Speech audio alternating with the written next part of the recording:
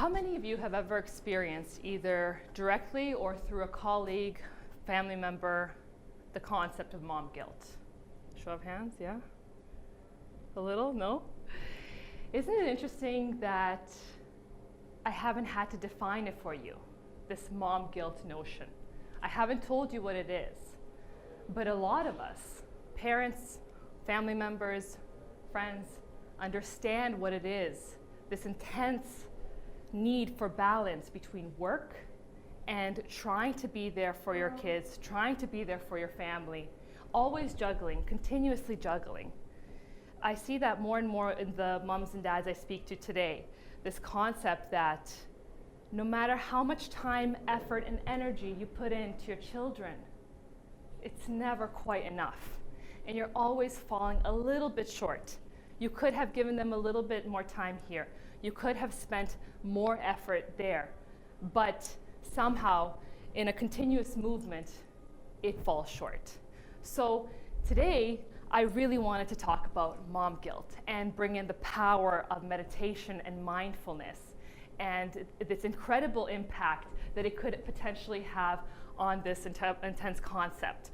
And I'm very grateful for you guys. This is my very first speech, so I am honored and so fortunate to have you here. I know our audience is a little bit more varied, so I'm going to try to bring in a lot of the concepts and maybe make them into a little bit more of a general form, okay? Bear with me for the next hour. I would love it if for the next hour it's just about you. It's just about calming the mind and becoming intensely present. That's all. We're here to work, learn, grow. The hashtag really is work, learn, grow. And I think it's incredible that we live in a country like Canada that allows us to have these free events where people like me can share ideas with someone like you that we've never met before. And here we are. So that's spectacular.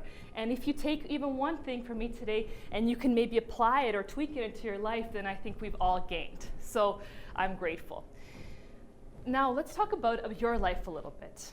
Take yourself on a journey from the moment you wake up. Talk to yourself about the mindset that you go through. What are your thoughts like? Are you going through your to-do list? Are you going through your schedule of the day? Are you going through your tasks and priorities? And as you go into your workday and to your commute, where is your mind at? Is most of your thought forms based on analysis and judgment and scheduling and logistics? And as you go through that beautiful workday, are you using that judgment, analysis, critical thinking to become very, very good at your job? And do you take that past your job into your personal life and try to approach personal matters with the same kind of thinking, with the same kind of analysis, with the same kind of judgment? And how does that affect your happiness? How does that affect your stress level?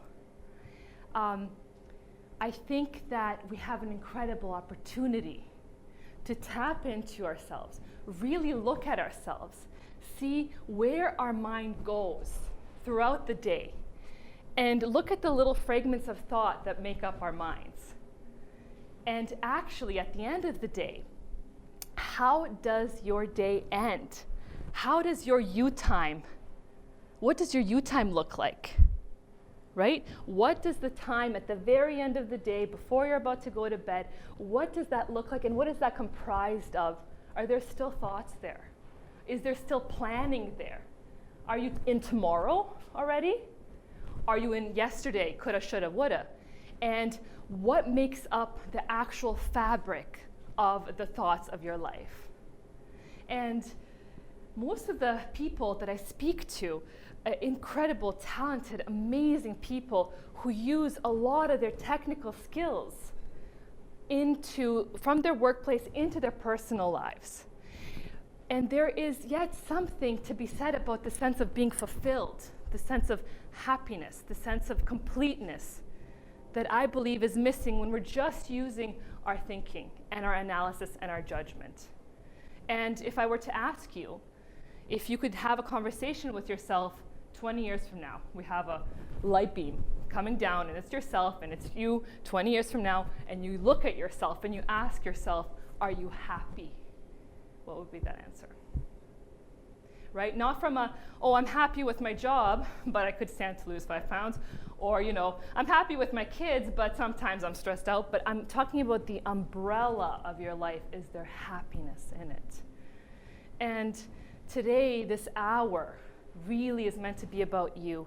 I wanted to share some of my techniques and tools with mindfulness because I believe that we have an incredible ability to use different aspects of our mind, of our brain, to create a sense of calm, peace, and happiness in our lives.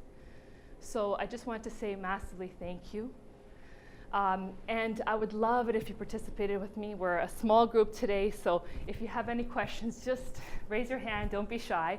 The second way I would like you to participate, if you are comfortable, is on going on 2 mindfulness exercises with me. They're both really short, very gentle, just as a way of stopping the mind and just bringing us closer to the peace within ourselves, because then everything shifts.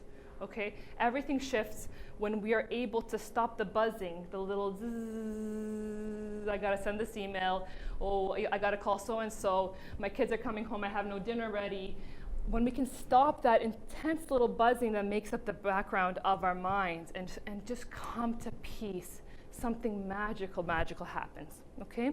So without further ado, if you will join me, we're gonna go into a really easy, breezy breathing exercise. There's so much space, so you can stay seated or you can even lay down on these cushions, however you wanna proceed, but all we're gonna be doing is focusing on our breathing, okay? So just ease into whatever position you're in. Really just take some time to relax the body, just let it hang. Just feel yourself being. And then slowly bring the awareness to the breath, to this incredible inhale. And feel as your lungs inflate, hold it against the walls of the lungs, and then gentle exhale. Just feel as your body kind of depresses down, letting go of all of the air, and then breathing in again. Big, nice, long inhale, bringing in this incredible energy, this incredible breath, holding, and then letting go. Beautiful. And I'm going to give you a few more cycles. Just big inhale on your own. Hold at the top.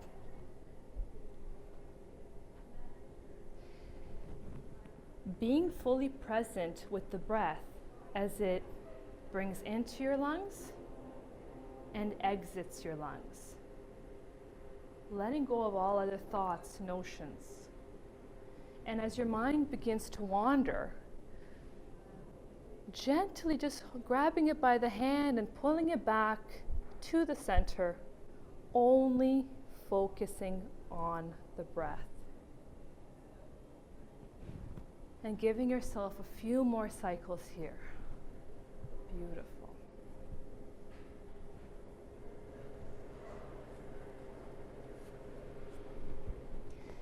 And then gently, let's take one last inhale, big inhale in, just feeling the body lift up, full of energy and life, and just big exhale out, just letting it go and feeling relaxed and refreshed.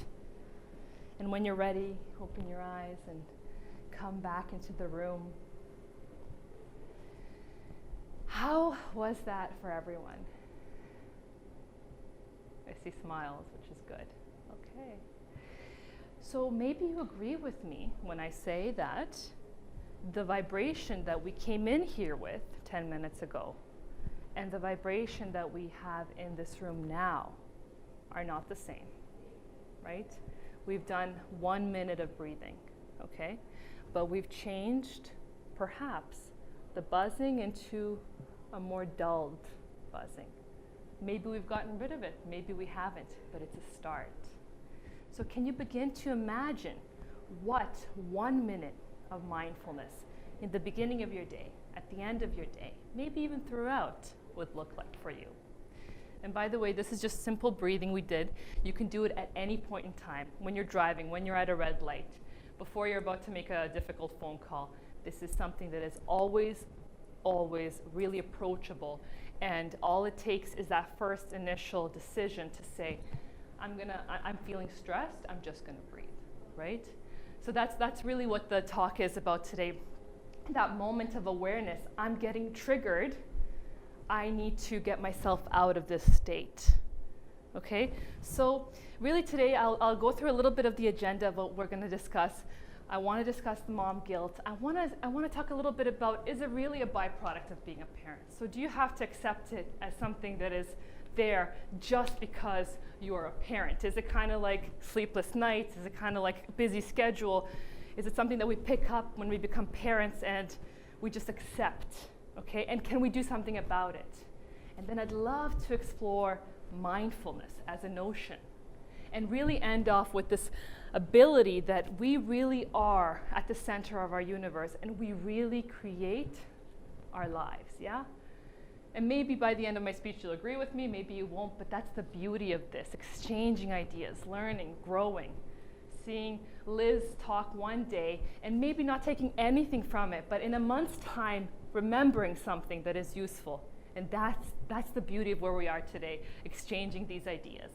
And then finally, there is a bonus little technique that came to me one day in meditation, and I call it the instantaneous stress relieving technique, and I'll save that until the end.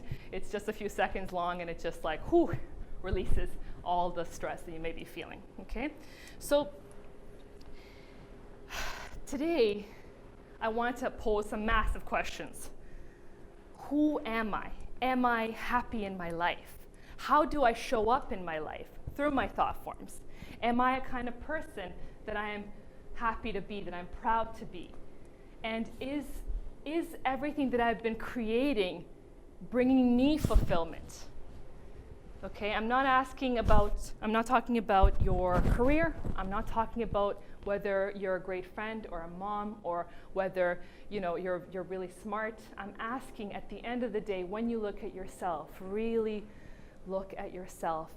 Are you the kind of person that you're fulfilled to be? And I know those are some pretty big questions for a lunch break. Maybe we'll discuss it again at dinner, but it's a start, right? It's a big start. So I just wanted to say I'm really fortunate to be here today. I'm grateful for this wonderful Staples studio that has given us the space to speak and collaborate, and really just massively humbled to start my business. My company's only a couple of months old, but I have been meditating since I was 14. And the way I got into meditation was that a classmate of mine in grade 9 died in a skiing accident very suddenly. And he was the most popular kid in school. And the effects of our student body were devastating. A lot of the parents, adults, didn't know how to help us mourn. We were a bunch of teenagers that had been full of life, that many of us actually had not been exposed to death before. And this was somebody who was considered literally one of the most talented, smartest kids among us. So my mom, in her effort to help me with my grief, brings in her meditation guide, Marcella, who comes in and for 30 minutes does a simple visualization with me. And I had been brought up in a church, I've been brought up religious, so I understood a little bit of the spirituality, but I had never known that the mind was capable of taking itself from the physical realm, where it is right now, into a completely different space where it can heal itself and grow. And it blew my mind. It was massively big, and in my life it changed everything. So then I started doing it by myself, a lot of visualization meditations, and there's so many different types of meditations, but visualizations can be very much anything that centers on calmness, peace, happiness. It could be woven into productivity or ambition or inspiration, but you can take yourself pretty much anywhere if you take the time to go through the details of the visualization. So oftentimes it could be a beach, it could be a park, it could be a birthday party, anything that brings you joy. And in this grief that I was going through at 14 years old, it was amazing to go through the morning, being able to, whenever I really felt the absence of my friend, being able to close my eyes and just visualize him and just see me giving him like a massive hug and just sending him so much love. And it helped with the healing. It wasn't instantaneous, right? It wasn't like, oh, I'm over it. But it helped with the healing. I didn't feel alone. I didn't feel like this was such a massive tragedy. It allowed me to come back to myself and to be supportive of the other friends who needed it, right? And so then meditation followed throughout high school. Do you guys remember high school? That was a great time.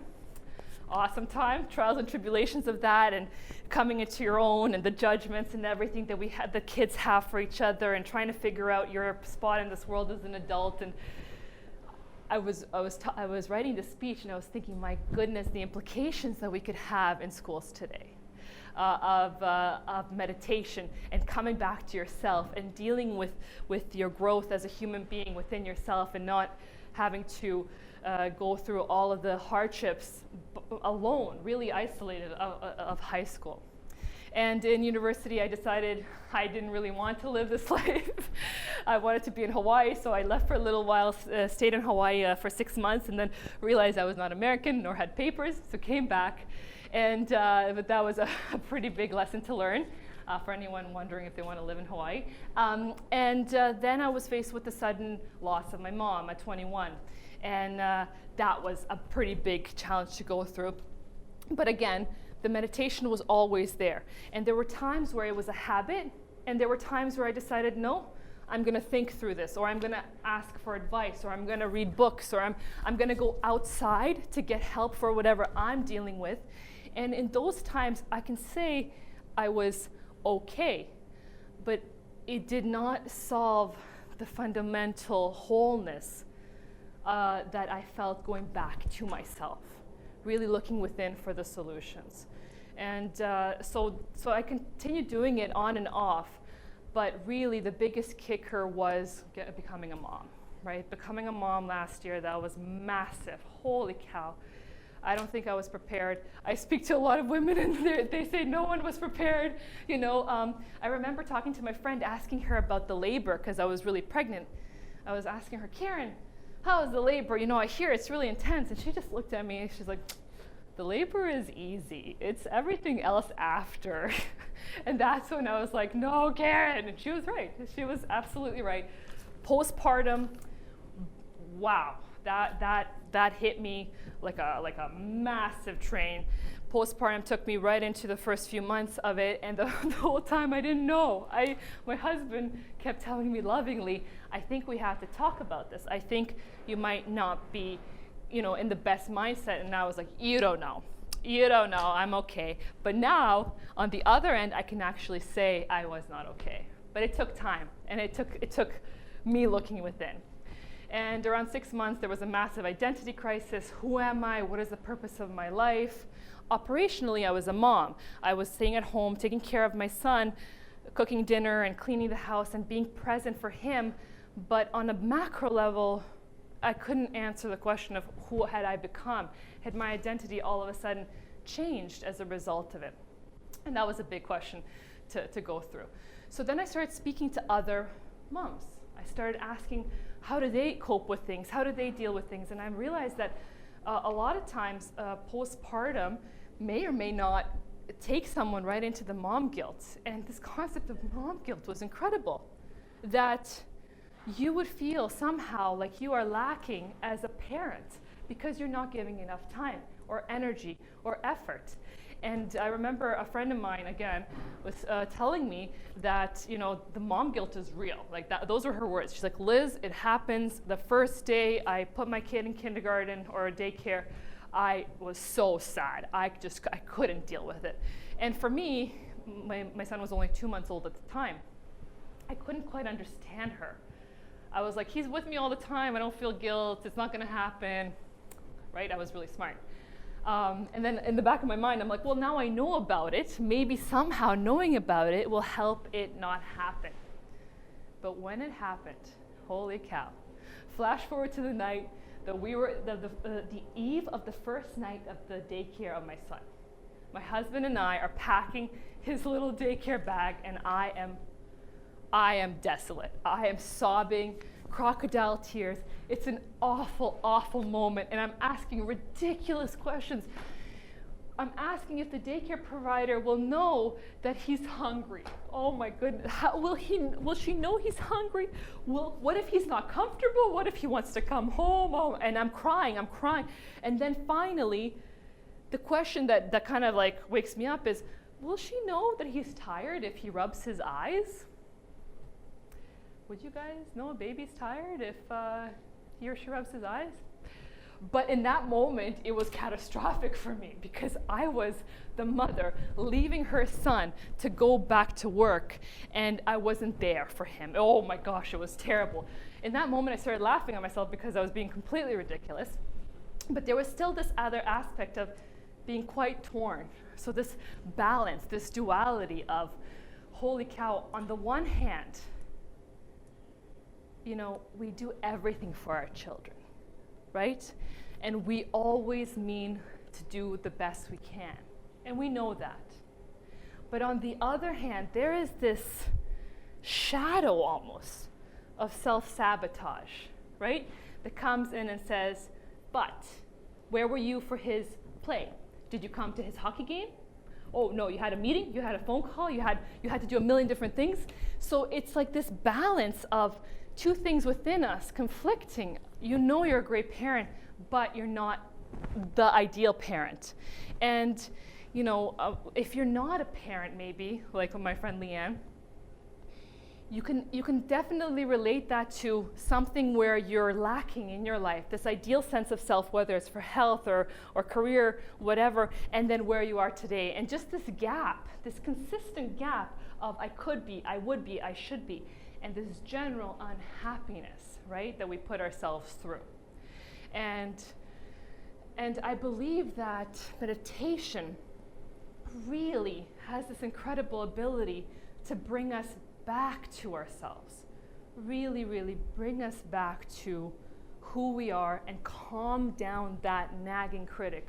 Because at the end of the day, I think we all know that you are your worst critic, right? It's not others who come in and tell you, do this better. It's you, right?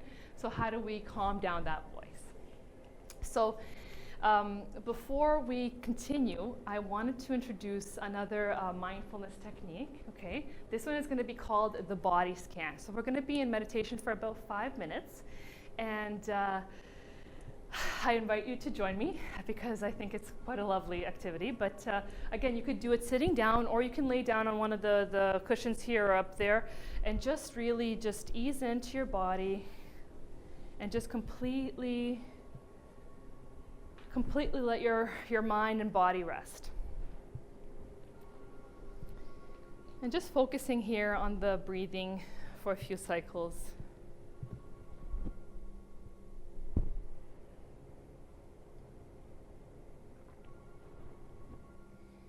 And the mind might wander, might go into thoughts of tomorrow, could have, should have, and just bringing that back easily and gently. Back to where you are now, back to the breathing. We're going to do a gentle body scan that's going to bring awareness to different aspects of our beautiful body. On your next inhale, send that big, large breath all the way down to your toes. And just visualize as that breath is going through the big toe, the little toes, the balls of your feet. And exhaling out any tension, any aches, stiffnesses, anything the body doesn't need. On our next inhale, let's send that breath to the arches of the feet, the tops of our feet, the sides. And just exhaling out anything that the body no longer needs. Big inhale into the heels and sending lots of energy, life, vitality to the heels of the feet. And just exhaling out all that weight we put on our heels, really just letting go of all that tension. We're going to send the next breath to the ankles and just let it swirl around the ankles, relieving the pressure on these beautiful joints. Massive swirls of energy, and just releasing any kind of tension, any aches. Just releasing everything that comes up. On our next inhale, we're going to send the breath down to our calves, to our shins. And we're going to let that breath go through all the wonderful muscles, ligaments, bones, all the lower aspects of the leg that carry us throughout the day, that give us our mobility. And just exhaling that out. And big inhale in. Let's send massive gusts of energy down to the knees and visualize as they're swirling around the knees. Big inhale into the thighs, going up the body. And massive exhale out, just letting go of all the tension, anything that you're holding on to. We're going to send another big breath in down to the pelvic area, to the lower stomach, exhaling out any tension, uneasiness. Big inhale into the stomach, to the middle stomach, and just cleansing out any organs, anything that is in disbalance. Just releasing that. Beautiful. Big inhale into the lungs and just feeling as these beautiful, beautiful lungs inhale, full of energy, full of life. Hold at the moment and just exhale all that out. And big inhale into our shoulders, to the top of our back, to our neck. And just exhaling that out. Big inhale into all the way down to the tips of our fingers, and just feeling our arms from the shoulders to the tips of our fingers, and just exhaling that out. Big inhale in to the back of our neck, front of our neck, and just letting go of any tension here, any discomfort, just exhaling that out. Big inhale in through the entire head, and just visualizing as that breath circulates throughout the head. Really just cleaning up anything that you can let go of now. Exhaling out any negativity, thoughts, blocks. Drawing another massive breath in and just letting it circulate throughout the head. And again, exhaling out any tension, any heaviness here. Maybe sending the breath to the back of the eyes, cleaning out things seen that have caused stress, going to the back of the mouth and cleaning out anything said that caused stress or wasn't said, and just really releasing here. Taking a few deep breaths for yourself and releasing anything else that needs to be cleansed at this time. Beautiful. And now to finish this beautiful body scan, let's take a massive deep breath in and visualize as that deep breath goes from the tip of our toes all the way to the crown of our head and inflates us like a balloon. We're so light. As we exhale, that balloon just deflates.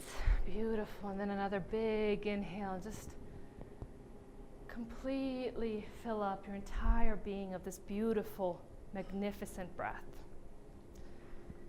And gently exhaling that out. And slowly, when you're ready, just notice the sensations on your body. From the tips of your toes all the way up your body to your fingertips. What are the sensations like? Do you notice anything now after you've done this breathing for your body? Anything different than before? And just really taking a moment of awareness to acknowledge that which comes up.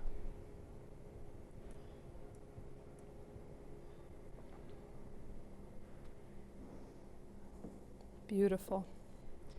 And when you're ready, just slowly, gently ease yourself back into the room. Opening your eyes slowly, but letting yourself hold on to the beautiful sensation of the body scan and just kind of bringing it into your awareness as you enter the room again. Beautiful. So the body scan has been proven by the Harvard Medical Study to be an incredibly effective way of relieving stress. And some of the amazing benefits of it are actually physical, because when we are able to relieve stress, some of the physical benefits include reduction of inflammation around the joints, a reduction in fatigue and just that drowsiness at the end of the day, and the ability to help with insomnia, to sleep at night. So this is just one exercise we went through.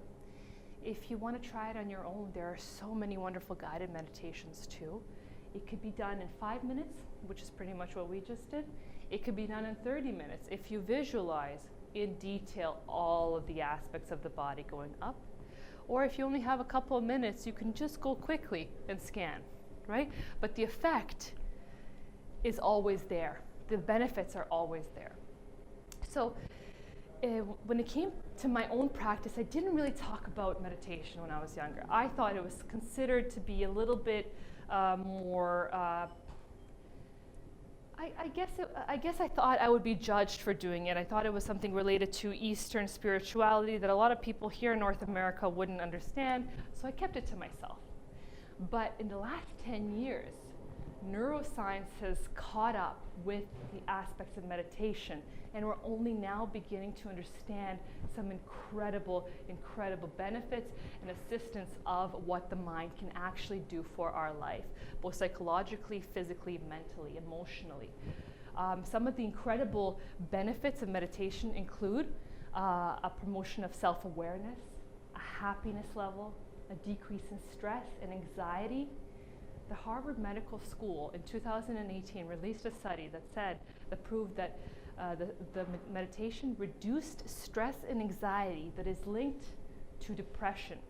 And what that actually did for the participants in the study is not only did it stop depression, but it actually gave people a way of managing continuously their levels of stress and anxiety, so that what might have manifested in a serious clinical depression had never gotten to that point, right? I think it's quite spectacular when we look at some of the benefits here, right?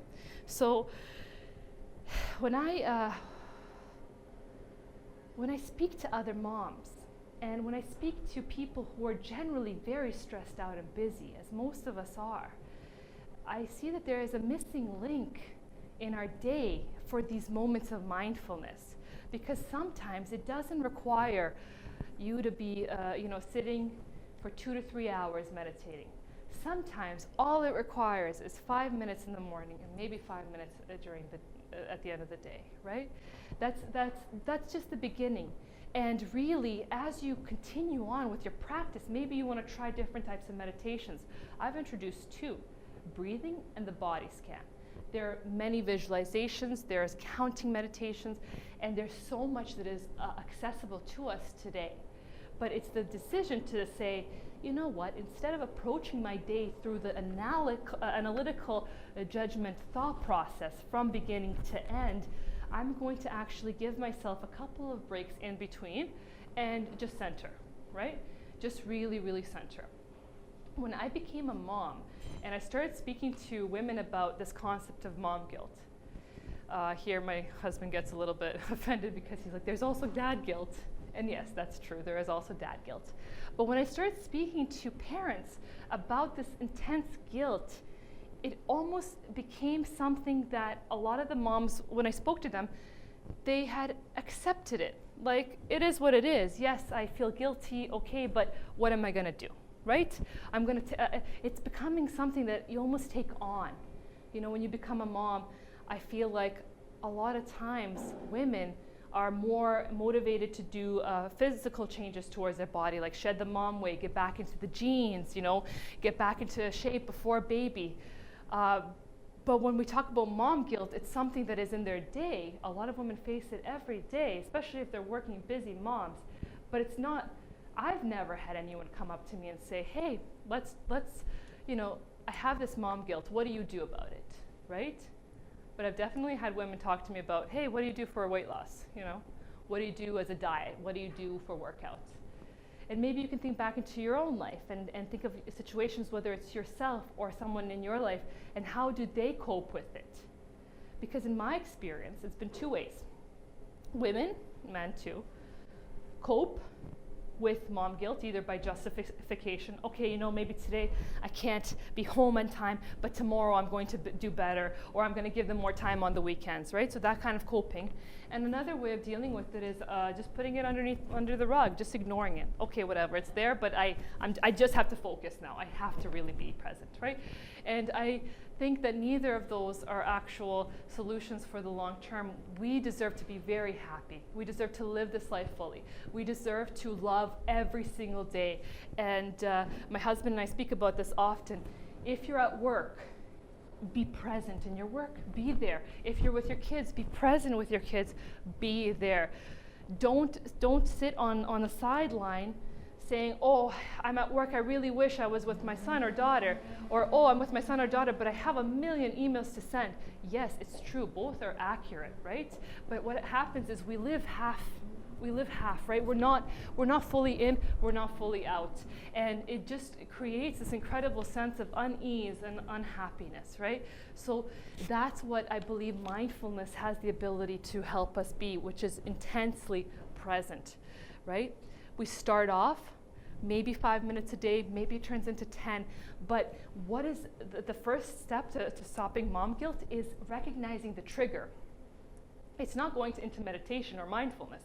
The first step to recognizing mom guilt is recognizing what the trigger is and seeing yourself get triggered, okay? Maybe it's an email that comes in that creates anger towards an employee or frustration, or maybe it's, you know, seeing your kids with other parents or in school. Whatever your trigger is, recognizing, oh, this is happening right now, I'm getting anxiety, I'm getting overwhelmed, I'm getting frustrated.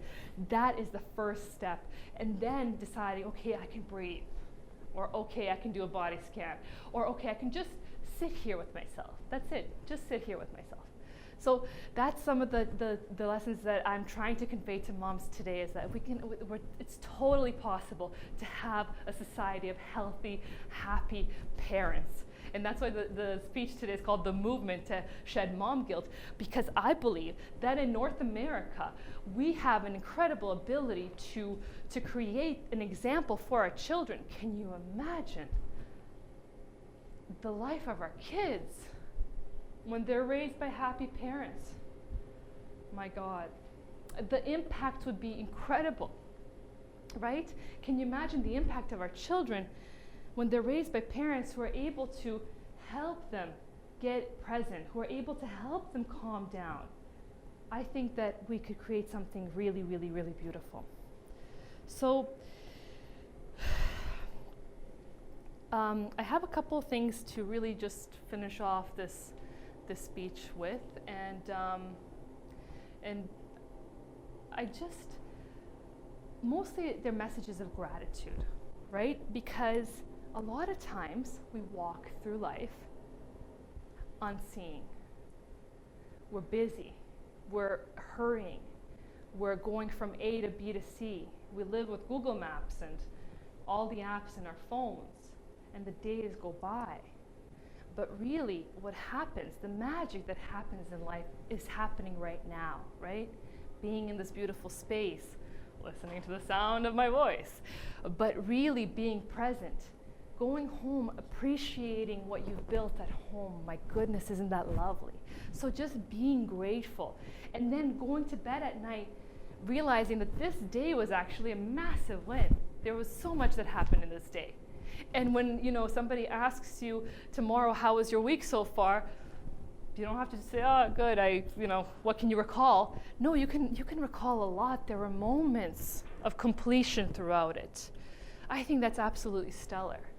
And I'll read to you a quote by John Kabat-Zinn. He is one of the researchers who has been at the forefront of research in mindfulness and the effects of it in our society. So this is how he defines mindfulness. He says, mindfulness is the awareness that emerges through paying attention on purpose in the present moment and non-judgmentally to the unfolding of experience moment by moment. So one thing is being present, and another thing is being non-judgmental, right? Not getting angry at yourself, not regretting, not saying, Liz, you ate too many hot dogs yesterday, right? It's just accepting yourself. Okay, this is who I am. At that time, I wanted to eat my hot dogs, and I'm happy, okay? And there is a certain kind of magic to that. Being mindful in today's stress level world, I believe, is almost a superpower, okay? And have you seen the movie Matrix with Keanu Reeves?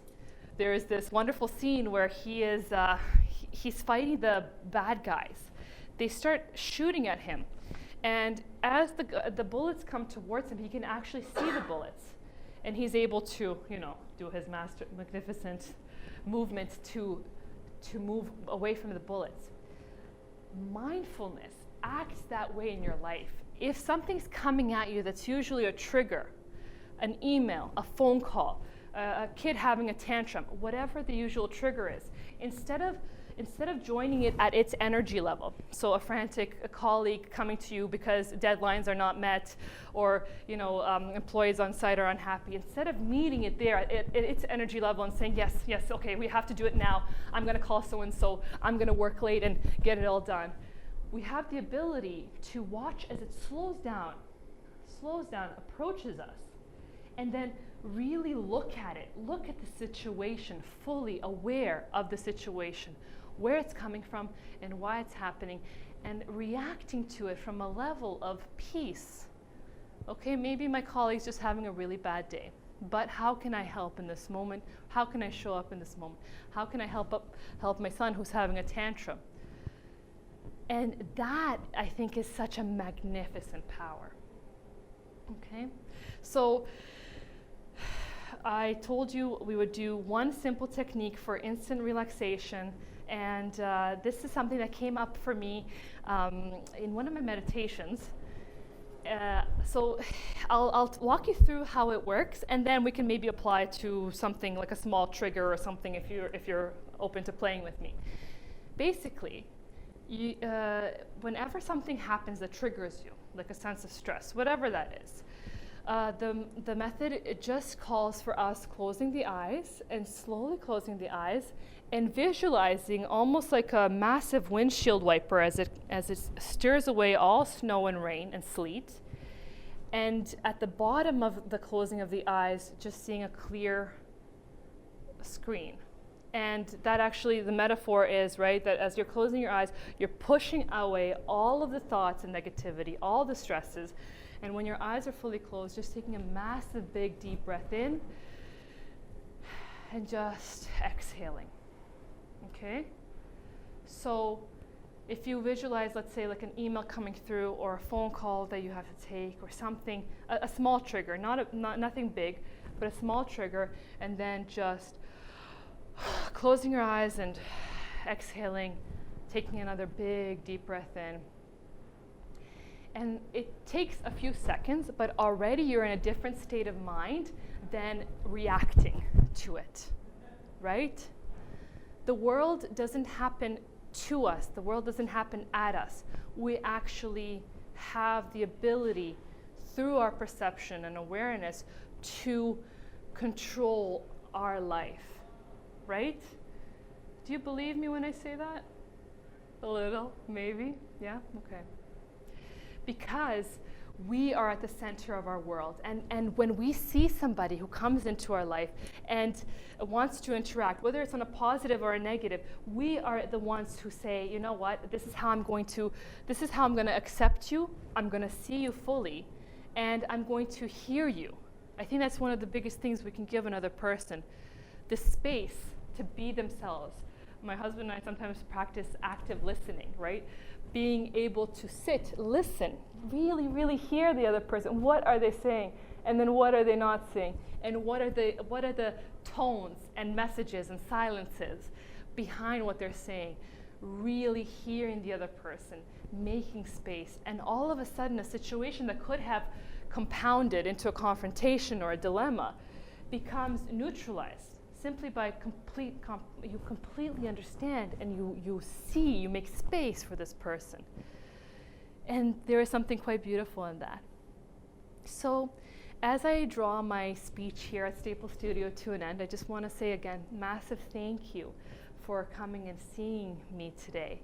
And to bring it back into the loop of where we started when I took you throughout your day and what your day looks like with your thoughts, let me ask you a final question.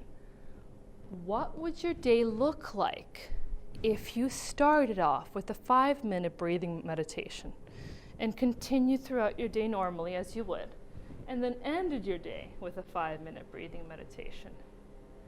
Where would the mindset be potentially?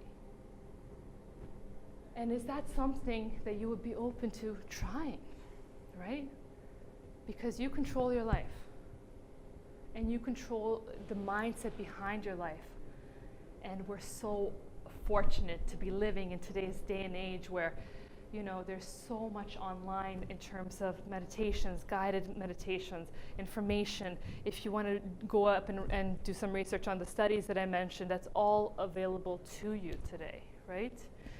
So with the Mom Who Meditates, my sequence of programs is really designed for busy moms who would like to learn mindfulness in order to just become empowered, happy, free. But there's so much out there today that you can access on your own time, in your own way, and that is available to you, right? So I am done from my end. If you have any questions, I'm going to open up the floor. And if not, I would just ask that you fill out a little feedback on how was Liz in terms of speaking and everything. And if you have any critique from me, would be most welcome. But yeah, please. Any questions? Riveting. Okay, thank you. Thank you, guys. I really appreciate it.